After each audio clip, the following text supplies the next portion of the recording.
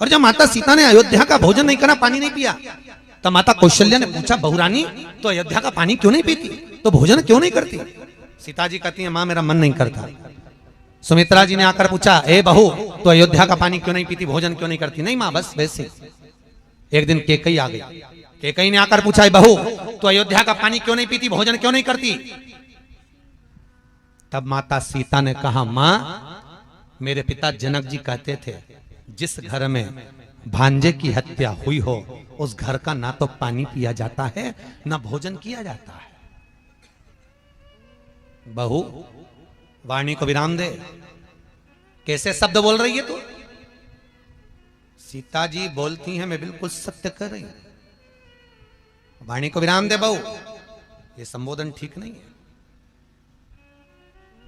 आज तक हमारी अयोध्या में किसी ने किसी को नहीं मारा और तू करे कि जिस घर में भांजे की हत्या हुई है उस घर का पानी नहीं पिया जाता। अग्नि की बात पूरी अयोध्या में फैल गई। दशरथ जी के कानों में शब्द गया कि मेरी बहू ने भांजे की हत्या का दोष लगाया है।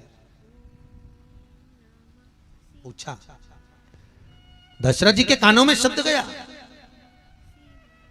दशरथ जी को वो चरित्र याद आ गया कि मेरी बहू सीता झूठ नहीं बोल रही है। दशरथ जी को वो चरित्र याद आ गया कि जा पहुंचा सरयू तीर भरन को नीर, विपत्ति का मारा जल भरने गया बेचारा। श्रवण पानी को आया था वो जल में तुम भी डुबोया था, अरे धोखे से मारा बाण कलेजा फाड़ा, जल भरने गया बेचारा। तब श्रवण कुमार ने कहा था, दशरथ जी जब बोले थे, मैंने तो हिरना जाना था नहीं श्रवण को पहचाना था, अरे धोखे से मारा बाण कलेजा फाड़ा, जल भरने गया बेचारा। तब श्रवण कुमार ने कहा था, मामा जी भेद बता देना, पितु मात को नीर पिला देना, मेरे पांव पड़ी जंजीर हुआ अंधियारा, जल भरने गया बेचारा। जैसे श्रवण कुमार ने कहा मामा जी भेद बता, तो दशरथ जी ने पूछा, क्यों रे मैं तेरा मामा कैसे? श्रवण कुमार कहते, मामा जी मेरी माँ से रोज पूछता था, माँ मेरा मामा कैसे लगते हैं? तो मेरी माँ ने कहा था, तेरे मामा के मस्तक पर सूर्यवंश का तिलक है। आज आपके माथे पर तिलक देखा इसलिए आपको मामा कहा, इसलिए मामा कहा है आपको मामा कहा। ये कंपनी का ट्रेडमार्क है तिलक, कि तुम कौन सी ब्रांड के हो, इससे ब्रांड का ठिकाना पड़ता है। त्रिपुंड लगा है तो शंकर वाला, यू मार्क का लगा है तो नारायण वाला, बिंदी लगी है तो देवी जी वाला, काला बिंदी लगी है तो निम्बार्क वाला। पहचान में आता है कि कौन सी कंपनी का है।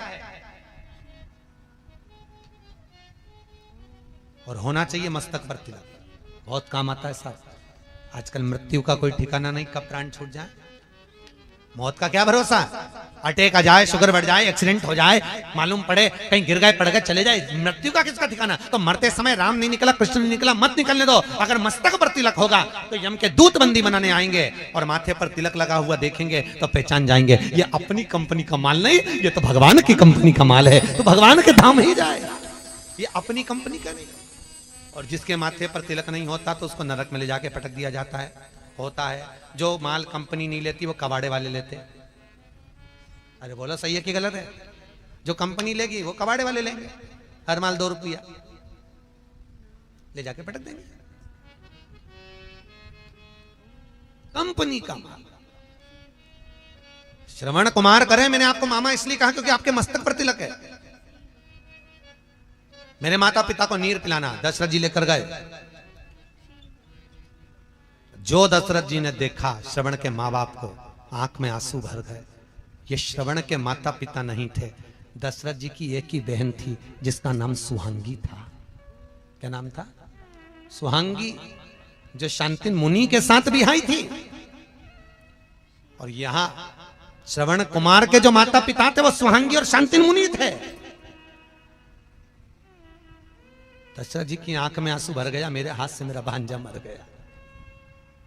और मेरी बहू झूठ नहीं बोल रही, भांजे की हत्या दोष लग जाए। तो दशरथ जी ने पूछा सीता जी से हम क्या करें कि भांजे की हत्या का दोष मिट जाए और पानी पी ले, तू भोजन कर ले। गुरु जी से पूछा, गुरु जी ने कहा एक काम करो, भांजे की हत्या के दोष को मिटाना है तो 1000 ब्राह्मण को एक जगह पर बिठाकर भोजन करा, दक्षिणा देकर विदा कर दो, भांजे की हत्या का दोष मिट जाएगा। करा दें? सीता जी ने कहा मेरे पिताजी ने ये नहीं बताया।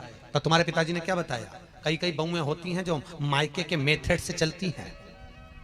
सास उनको कितना ही बताए कि तिल्ली का लड्डू ऐसे बना, हलवा ऐसे बना, सास की नहीं सुने। जो माँ ने सिखा के भेजा है वो तो वैसी बनाई नहीं बनी।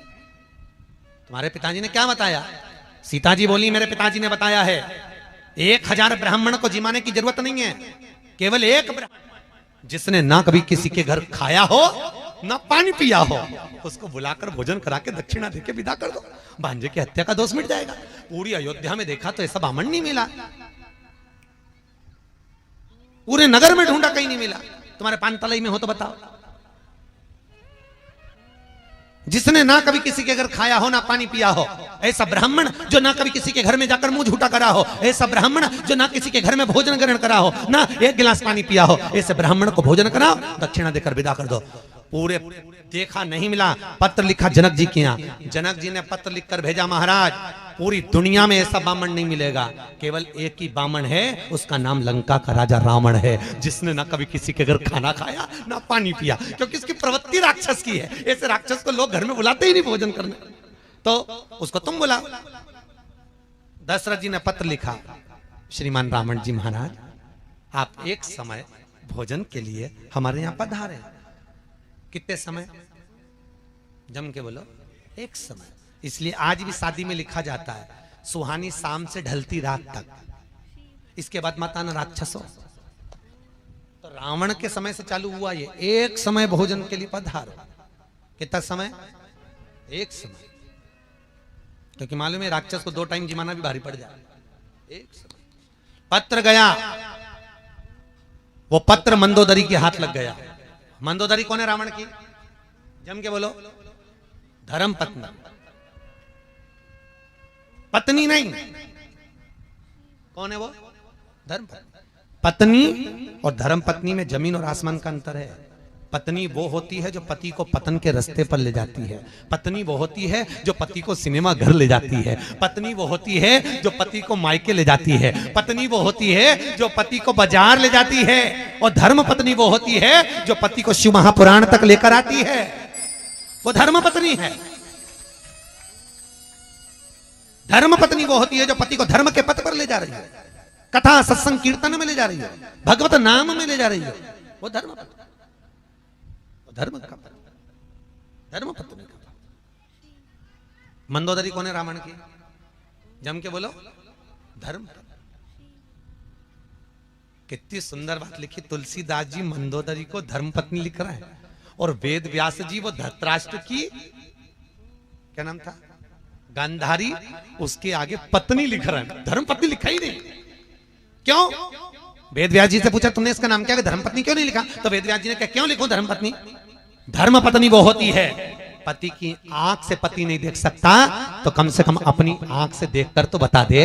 पति पांव से नहीं चल सकता, अपने पांव से तो चलकर पति को तीरथ करा दे। पति हाथ से काम नहीं कर सकता, अपने हाथ से तो काम कर ले। पर ये गांधारी तो ऐसी थी कि पति की आंख नहीं थी तो और पट्टी बांध के बैठ गई, जैसे तुम वैसे हम। ले वो तो अच्छा है आज के कलयुग में नहीं पैदा हुई। अगर कलयुग में गांधारी होती तो मालूम पड़े पति हॉस्पिटल में पड़ा पलंग पे, उसको चढ़ रही बाटल, तो ये भी कहती हम भी पड़े पलंग पे, हमें भी चढ़ा दो बाटल। लो क्या करे उसका? गांधारी पत्नी, मंदोदरी धर्म, अरे बोलो तो धर्म पत्नी होना चाहिए। धर्म पत्नी का फर्ज अदा करो, और आपसे भी निवेदन है धर्म पत्नी का फर्ज अदा करो। जितनी कथा यहां सुनकर जाओ, अगर वो कथा में नहीं आ रहा है तो उनको जाके पूरी सुनाओ। दिन में नहीं सुने तो रात के सुनाओ, नहीं सुने तो पांव दबा दबा के सुनाओ, पर सुनाओ। कथा सुनाना जरूर, सुनाओ। सती का मन नहीं लगा कथा में तो भी शंकर जी लेके गए थे कुंभज ऋषि के, एक बार तीर्था जुगमाई शंभु गए कुंभज ऋषि पाई। भले मन नहीं लगा पर कथा तो सुना। नियम लो कि मैं रात को 9 बजे से 12 बजे तक कथा सुनाऊंगी, बस सीधी बात, जो सुन के जाऊंगी सुना। एक बार हमने इंदौर में ये बात कह दी अपना पैलेस में कि धर्म पत्नी का फर्ज है कि पति को कथा सुना। एक नई नवेली बहू आके बैठी थी, शादी के 6 महीने हुए थे, वो रोज अपने पति को सुनाती। तीसरा दिन कथा का वो आके बोली, गुरुजी आज मेरा सेठ आया है। मैंने कहा बेन मिला ना हो, तेरे पति से जरूर मिला ना हो। कथा पूरी हुई तो वो बेलपत्र लेने आए। मैंने उससे पूछा भैया तो 3 दिन कथा में नहीं आया, चौथे दिन कैसे आया? उसने कहा गुरुजी ईमानदारी से बोलो। मैंने कहा बिल्कुल ईमानदारी से बोल। वो कहने लगा गुरुजी रात को 9 से 12 सुनने से अच्छा है दिन में 12 से 3 सुन लूं, क्योंकि पूरी रात बैठ के ये कथा ही सुनाती रहती है, उससे अच्छा मैं दोपहर में सुन लूं तो अच्छा। नियम से सुना। मंदोदरी धर्म पत्र गया मंदोदरी के हाथ। मंदोदरी दौड़ के रावण के पास पहुंची। लंकेश की जय हो, लंकाधिपति की जय हो। रावण ने सोचा आज तो बड़ी जय जयकार हो रही मेरी, और मेरी धर्मपत्नी कर रही है। क्योंकि जिंदगी में केवल एक धर्मपत्नी ऐसी होती है वो हर कभी पति की जय जयकार करती ही नहीं। कभी जिंदगी में किसी की भी पत्नी हो वो कभी जिंदगी, तुम देखना अच्छे से अच्छे विद्वान की भी पत्नी होती है ना, विद्वान से विद्वान की पत्नी भी होगी, किसी विद्वान से विद्वान पंडित की भी पत्नी होगी तो एकादशी पड़ोसन से पूछ के करेगी, पति से नहीं। सोमवार करेगी तो व्रत करेगी, कोई हड़तालिका तीज का व्रत है, चतुर्थी का व्रत है, पंचमी का, जो भी व्रत करेगी पति से नहीं पूछेगी। इतना विद्वान पंडित, उससे दुनिया पूछने आ रही और वो पड़ोसन से पूछे तू कब करेगी, उससे पूछ रहा। और बेचारा पति को बुरा नहीं लगे, बता हम तो विद्वान, हमसे दुनिया पूछ रही और ये पड़ोसन से पूछ रही। इसमें पत्नी की गलती नहीं, इसमें पति की सबसे बड़ी गलती है। पति ने हाथ करके अपनी इज्जत खराब करी। एक महाराज जी थे प्रवचन में बोल रहे थे कि चतुर्मास में 4 महीना बैंगन नहीं खाना चाहिए। पत्नी भी बैठी थी, सुन लिया उसने, घर गई सारा बैंगन उठा के नल्ले में पटक दिया नाली के अंदर। पति आया शाम को, ला भोजन ला, उन्हें भोजन दी, मूंग की दाल ने रोटी। क्यों री बैंगन कहां गया? कल तो लाया था मैं 80 रुपए का बैंगन की सब्जी बनाने के लिए। पत्नी बोली तुम ही तो बोले थे प्रवचन में, कथा में, कि 4 महीना चतुर्मास में बैंगन नहीं खाना चाहिए। मैं उठा के सब फेंके घोड़ा पे। पति सिर पे हाथ रख के बोला अरे ओ भाग्यवान, चौकी की कथा चूल्हे में क्यों लाई? अब खुद ही काम बिगाड़ते, खुद ही बता दो क्यों? मंदोदरी ने कहा स्वामी आपने कभी ब्राह्मण कर्म नहीं करा। रावण कहता ब्राह्मण कर्म क्या होता है? मैं जनेऊ पहनता हूं, त्रिपुंड लगाता हूं, शिव का पूजन करता हूं, ये ब्राह्मण कर्म ही तो है।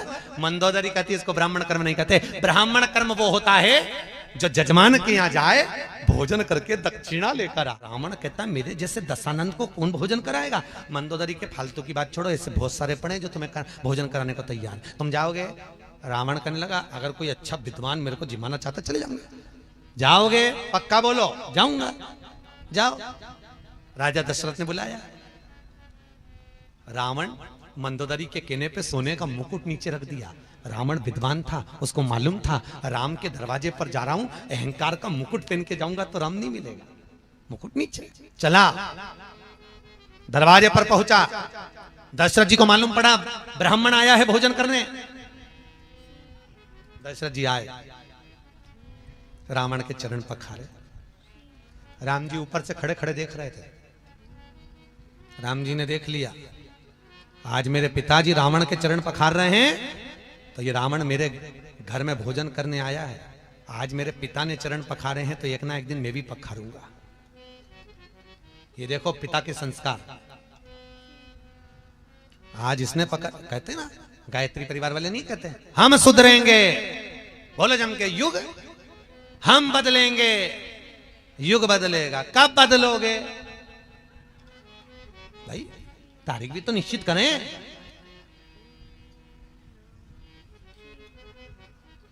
एक माता पिता ने अपने बच्चे को समझाया सुन शाम को गुरुजी आएंगे प्रणाम करना हो। शाम को गुरुजी आए, चल प्रणाम करके नहीं करना। पिताजी ने 2 धर के दिया, गुरुजी प्रणाम कर, नहीं करना। बच्चा रोने लगा। इतने में माँ आ गई, माँ ने कहा बेटा प्रणाम कर ले गुरुजी हैं, नहीं करना। माँ ने भी धो दिया उसको मोगरी उठा के। इतने में गुरुजी बोले काहे को मार रहे हो कि प्रणाम नहीं कर रहा? तो गुरुजी बोले नहीं कर रहा तो मत करने दो, कम से कम तुम दोनों तो करो। अब जैसे ही माता पिता ने प्रणाम करा, बच्चे ने साष्टांग दंडवत कर दिया, क्योंकि हम झुकेंगे तो आने वाली पीढ़ी झुकेगी। सही बोलो जीजियों। पहले जो गांव में घर होते थे या शहर में घर होते थे, उसका जो दरवाजा होता था चौखट, वो बहुत छोटी होती थी। सही है कि गलत है? बहुत छोटी। आपके गांव में तो आज भी होगी कई कई जगह, बहुत छोटी चौखट। और आजकल चौखट हो गई बड़ी। पहले छोटी चौखट इसलिए होती थी कि कितने भी बड़े परिवार की लड़की हमारे यहाँ शादी करके आ जाए, कितनी भी बड़े परिवार की बहू हमारे घर में आ जाए, झुक के चलना सीख जाए। नहीं झुकेगी तो 2-4 बार माथा भड़केगी चौखट पे, झुकेगी। आजकल चौखट हो गई ऊंची, तो बहुएं भी बोल तो रही डुकरिया बोल, वो काहे को झुके, वो काहे को झुकेगी। इसलिए निवेदन है, बम्मों को झुकाना है तो चौखट थोड़ी छोटी कर दो। अगर छोटी नहीं हो तो घर से एक पटिया खरीद ला, ठोक दो। थोड़ा झुकना सीखिए। झुकना जीते की पहचान है और अकड़ना मुर्दे की शान है। जो झुक रहा है वो जिंदा है, जो अकड़ रहा है कोई धन में, कोई सत्ता में, कोई लो काम में, कोई वासना में, वो सब मर चुके हैं, मुर्दे हैं। जो अकड़ रहा है, 4 ट्रैक्टर, 3 मोटरसाइकिल न 2 गाड़ी, उसकी अकड़ देख के समझ में आ जाए मरा हुआ है, मर गया। ये जिंदा है, जिंदा होता तो इतना क्यों अकड़ता। अरे बोलो तो नरम। जो धन पाकर भी नम्र रहे तो वो एक ही बात कहता है, सब उसी ने दिया है, हमारा है क्या। क्या लेकर आए थे, ऊपर से आए थे जब। अरे बोलो तो कुछ लाए थे, फ्रिज लाए थे, कूलर, वॉशिंग मशीन, जमीन। तुम्हें तो मालूम भी नहीं था कि कहां पैदा हो गए। ये भी नहीं मालूम था कि पूरा शरीर अच्छे से मिल जाएगा, हाथ पैर पांव आंख नाक, एक आध आंख निपटा के भेजता तो क्या कर लेते। अरे बोलो तो वापिस के झगड़ा करने जाते हैं कि लड़ाई करने जाते हैं। पूरा डिपार्टमेंट अच्छा दिया उसने। तुम्हें यह भी नहीं मालूम था कि अच्छे घर में पैदा हो जाओगे, पान तलई में आ जाओगे, अच्छी जमीन जायदाद घर परिवार सब अच्छा मिल जाएगा, अच्छे कुल में पैदा हो जाओगे। ये भी नहीं मालूम था किसी भिखारी के घर में पैदा हो जाते और घंटा घर के पास में कटोरा लेके बैठे रहते। तो बोलो तो सही, उसकी कृपा कितनी है। सोचो, हर पल उसको धन्यवाद देना चाहिए, हर पल। ये जायदाद दी है, ये औलाद दी है, मुसीबत में हर वक्त इमदाद दी है, तेरा ही दिया मैंने।